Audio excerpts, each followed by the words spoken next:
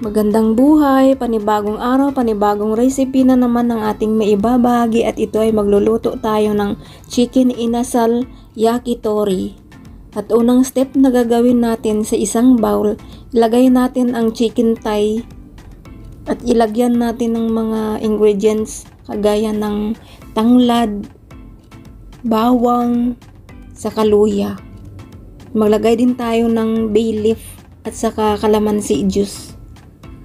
At isunod natin ang toyo or soy sauce at saka white wine at saka 2 tablespoon na mirin at sake 2 tablespoon.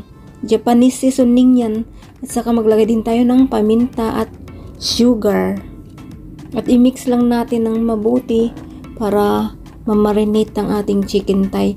At sa isang pot maglagay lang tayo ng atsweti oil at saka naglagay din tayo ng butter saka bawang na mga 8 pieces or 8 peraso at isunod natin ang pamintang buo at saka bay leaf at maglagay din tayo ng 1 teaspoon na asin. Tunawin lang natin ang asin dito sa ating sauce or pang brush mamaya sa chicken.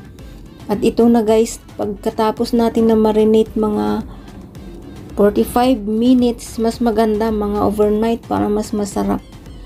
At mag-start na tayo maglagay dito sa barbecue stick. Ganyan lang ang gagawin natin, layer. Yung white na scallion ang nilagay ko dyan para pang layer sa chicken. At dito na tayo mag-start na mag-grilled sa ating chicken. Pinainit lang natin ang grill pan at ilagay ang ginawa nating chicken inasal at i-brush lang natin ng atsweti oil. Ganyan guys, pag nag-brown na siya at wala nang maraming juice na lumalabas, ibig sabihin luto na siya. Babaliktarin lang natin at yan, ilagay na natin sa ating serving plate.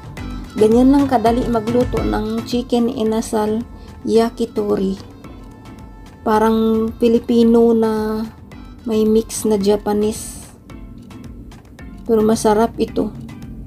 Mabango siya dahil mayroon leeks na hinalo dyan. Yan ang ating vlog for today. Thank you sa panonood. God bless and